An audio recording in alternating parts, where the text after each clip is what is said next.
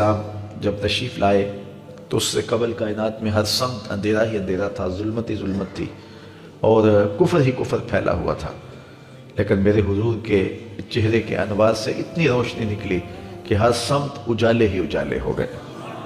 شیخ Saadi کی ربائی ہے نا، بالغ العلا بکمالہ، تو اس میں دوسرا مصرع ہے کشفت تجا بجمالہ، تو اس کا مطلب یہ ہے کہ حضور کے چہرے کی چمک سے ساری ظلمتیں مٹ گئی۔ آفتاب زندگی کی ایک شعاع اولی، نور سے تیرے فلک روشن درخشاں ہے زمیں، تیری ہستی روشنی کا ایک حسین مینار ہے، ہر کرن جس کی نشان منزل دنیا و دی، تیری نظروں نے تراشے ظلمتوں سے آفتاب، پاؤں تیرے چوم کر ذرے بنے ماہ مبیں، اے غریبوں کے سہارے اے یتیموں کی مراد، محسن انسانیت تجھ سا کوئی نہیں۔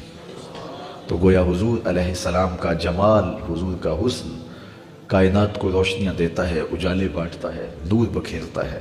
کائنات کے سارے اندھیرے ان کے جمال کی چمک سے ختم ہو گئے اور ہر سمت اجالا ہی اجالا ہو گیا۔ ناگہاں ساکن ہواؤں پر روانی آ گئی اور چمن کے پتے پتے پر جوانی آ گئی۔ آج زانوئے ازل نے صبح پہ انگڑائی لی اور مسکرا کر ایک کرن نے ہاتھ میں شہنائی لی۔ مخزن اسرار قدرت کے امی پیدا ہوئے، غل ہوا دنیا میں ختم المرسلین پیدا ہوئے۔ سیدہ آمنہ سلام اللہ علیہا فرماتی ہیں جب حضور کی ولادت کے لمحے قریب آئے تو ستارے میرے آنگن کے اتنے قریب آ گئے کہ مجھے لگتا تھا میرے ویڑے میں گر پڑیں گے۔ اور فرماتے ہیں جو ہی حضور کی ولادت کے لمحے آئے، سیدہ آمنہ سلام اللہ علیہا فرماتی ہیں خرج منی نور ادا لہو قصور الشام، میرے بطن سے ایسا نور نکلا، اس کی روشنی اور اس کی چمک اتنی تھی، میں یہاں بیٹھی مکے میں تھی، شام اور بصرہ کے محلات مجھ کو نظر آنے لگے۔ یہ سیدہ آمنہ کا قول ہے سلام اللہ علیہا کا، اس کا کوئی بھی انکار نہیں کرتا، تمام مکاتب فکر کے لوگ اس کو مانتے ہیں، تسلیم کرتے ہیں۔ اور پھر اجالے ہی اجالے پھیل گئے، نور ہی نور پھیل گیا۔ سیدہ عائشہ رضی اللہ تعالیٰ عنہ اس چمک کی کہانی سناتے ہوئے فرماتی ہیں کہ میں ہاتھ میں سوئی لیے کچھ سی رہی تھی کہ میرے ہاتھ سے سوئی گر گئی، اور حضور کے گھر میں جو دیا ہے اس میں جلانے کے لیے تیل بھی نہیں تھا، تو میں پریشان ہوئی کہ اب گمی ہوئی سوئی کیسے ملے گی۔ ایسے میں حضور تشریف لائے تو میں نے عرض کیا تو حضور مسکرا پڑے، جس کی تسکین سے روتے ہوئے ہنس پڑے، اس تبسم کی عادت پہ لاکھوں سلام۔ تو کہا حضور مسکرا پڑے۔ اب اگلے لفظ سیدہ کے سنیے، فرماتے ہیں فَتُبُيِّنَتِ الْعِبْرَةُ بِشُعَاعِ نُورِ وَجْهِهِ، ایسی روشنی آئی کہ میں نے گمی ہوئی سوئی کو تلاش کر لیا۔ حضرت قاری ثناء اللہ پانی پتی علیہ الرحمہ نے تفسیر مظہری کے اندر لکھا ہے کہ باقاعدہ عورتیں حلیمہ سعدیہ کے گھر آئیں اور کہا حلیمہ تو اتنی امیر ہو گئی ہے کہ رات کو بھی چراغ نہیں بجھاتی، بڑے بڑے امیر چراغ بجھا کے سو جاتے ہیں لیکن تیرے گھر میں رات کو بھی چراغ جلتا ہے، تو بڑی غریب تھی اور تیری تو قسم پرسی ضرب المثل تھی، لیکن اب تو اتنی امیر ہو گئی ہے کہ رات کو چراغ بجھا کے نہیں سوتی۔ تو حضرت حلیمہ سعدیہ نے فرمایا آؤ تمہیں بتاؤں میرے گھر میں کون سا چراغ ہے۔ تو باقاعدہ ان عورتوں کو اپنے گھر لے کے گئی۔ حضور علیہ السلام پالنے میں تھے، پنگوڑے میں تھے، تو حضور کی طرف اشارہ کر کے حضرت حلیمہ سعدیہ نے کہا ما کننا نحتاج الی السراج من یوم اخذناہ، جب سے یہ پیارا ہمارے گھر میں آیا ہم نے تو سارے دیے توڑ دیے ہیں، دیے کی ضرورت نہ مشعل کی حاجت، عجب روشنی تو نے پائی حلیمہ، بڑی تو نے توقیر پائی حلیمہ، بنی تو محمد کی دائی حلیمہ۔ کہتے ہیں حضرت حلیمہ سعدیہ کو دوسرے کمرے میں روشنی کی ضرورت ہوتی، حضور کو اٹھا کے وہاں لے جاتی، اور پھر انہیں جب بھوک تنگ کرتی حضور کے چہرے کو دیکھ لیتی، بھوک بھی مٹ جاتی، پیاس بھی مٹ جاتی، اندھیروں میں چراغاں بھی ہوتا، وہ سارا دن تو صحراؤں میں گھوم لیتی تھی، اسے جب بھوک لگتی تھی لبوں کو چوم لیتی تھی۔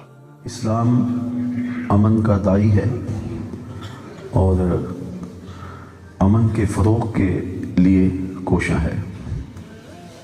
اسلام کا مادہ ہی سلامتی سے ہے، اس لیے سلامتی کے لیے، امن عالم کے لیے انسانوں کو باہم محبت، الفت، رافت کا سبق پڑھانے کے لیے جتنی کوششیں اسلام اور اسلام کے ماننے والوں نے کی ہیں اس کی مثال دنیا کے کسی اور مذہب میں آپ کو نہیں ملے گی۔ انسانوں کو قتل کرنا، انسانوں کی تذلیل کرنا، انسانوں کی تنقیص کرنا، یہ اسلام کا سبق ہی نہیں ہے۔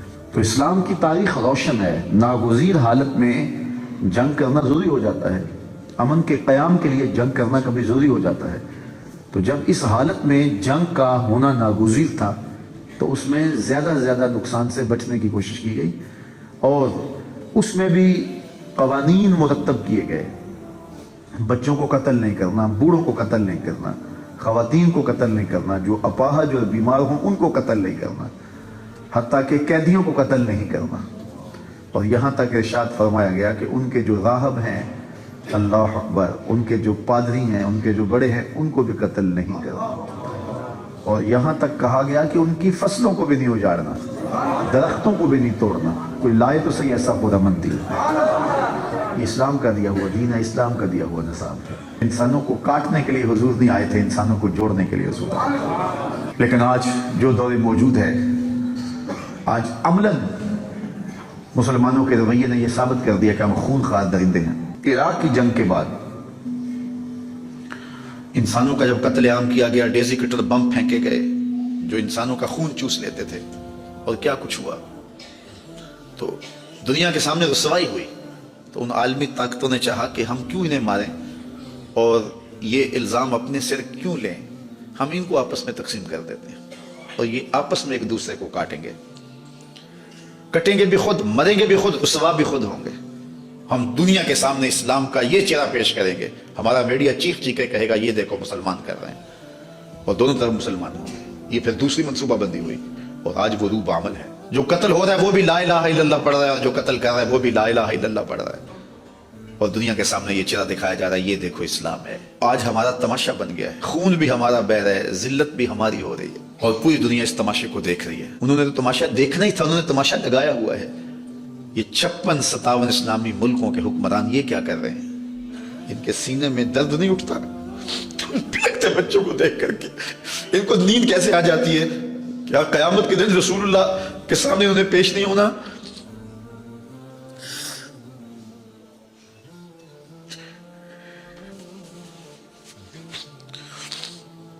گلا وفائے جفا نما جو حرم کو اہل حرم سے ہے، کسی بت کدے میں بیان کروں تو صنم بھی کہہ دیں ہری ہری۔ ایک کافر عورت کے سر پہ چادر نہیں تھی تو حضور بے چین ہو گئے اور اپنی چادر اتار کے اس کے سر پہ پھینک دی۔ آج گنبد خضرا میں حضور کتنے بے چین ہوں گے کہ اپنی امت کی بیٹیوں کے سروں پہ چادریں نہیں ہیں، ان کے پاؤں تلے سے زمین کھینچ لی گئی اور سروں سے چادریں اتار دی۔ اس وقت 97 لاکھ لوگ، یہ اقوام متحدہ کی رپورٹ ہے، 97 لاکھ لوگ اس اذیت میں پھنسے ہوئے، اور اگر بر وقت ان کی مدد نہ کی گئی تو بہت بڑے نقصان کا اندیشہ ہے۔ لاکھوں لوگ تو کاٹ دیے گئے، کتنے لوگ بے گھر ہو گئے۔ اب یہ اسدی فوج ان پر حملہ کر رہی ہے۔ پہلے جو داعش نے کرتوتیں کی، اس دوسرے گروپ نے بدقسمتی سے ایک اسلامی ملک ان کی سرپرستی کر رہا ہے اور ایک اسلامی ملک دوسروں کی سرپرستی کرتا ہے۔ تو آج پوری دنیا کے اوپر رسوائیوں کی دردناک داستان ہے، ہم تماشا بنے ہوئے، پوری زمین جنازہ بنی ہوئی۔ حلب میں لوگ گھروں میں دفن کر رہے ہیں اپنے بچوں کو۔ مجھے فلوجہ کی وہ رات بھی کبھی نہیں بھولی جب قبرستانوں میں جگہ کم پڑ گئی تھی، لوگوں نے گھروں میں صحن کے اندر قبریں کھود کے اپنے پیاروں کو دفن کیا۔